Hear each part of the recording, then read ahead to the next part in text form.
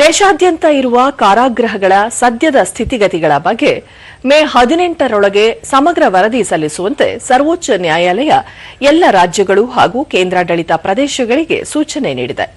ನ್ಯಾಯಮೂರ್ತಿಗಳಾದ ವಿಕ್ರಮ್ ನಾಥ್ ಮತ್ತು ಸಂದೀಪ್ ಮೆಹ್ತಾ ಅವರನ್ನೊಳಗೊಂಡ ಪೀಠ ಈ ಆದೇಶ ಹೊರಡಿಸಿದ್ದು, ಕಾರಾಗೃಹಗಳ ನಿಗದಿಪಡಿಸಿದ ಸಾಮರ್ಥ್ಯ ಮತ್ತು ಕೈದಿಗಳ ಸಂಖ್ಯೆ ಮಿತಿ ಮೀರುವುದನ್ನು ತಡೆಗಟ್ಟಲು ಕೈಗೊಂಡಿರುವ ಕ್ರಮಗಳ ಬಗ್ಗೆ ಮಾಹಿತಿ ಕೋರಿದೆ.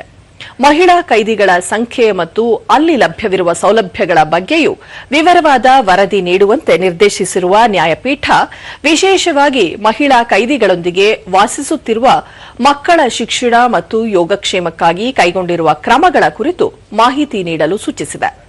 ಕಾರಾಗೃಹಗಳ ಸ್ಥಿತಿಗತಿಗೆ ಸಂಬಂಧಿಸಿದಂತೆ ಸುಪ್ರೀಂ ಕೋರ್ಟ್ ದಾಖಲಿಸಿಕೊಂಡಿರುವ ಸ್ವಯಂ ಪ್ರೇರಿತ ಪ್ರಕರಣದ ವಿಚಾರಣೆಯ ವೇಳೆ ಪ್ರಸ್ತುತ ಸ್ಥಿತಿಯ ನಿಖರ ಮಾಹಿತಿ ಅತ್ಯಗತ್ಯ ಹಾಗೂ ಇದು ಈ ತಿಂಗಳ 1ನೇ ತಾರೀಖಿನವರೆಗಿನ ಅಂಕಿಅಂಶ ಒಳಗೊಂಡಿರಬೇಕು ಎಂದು ಅಭಿಪ್ರಾಯಪಟ್ಟಿದೆ.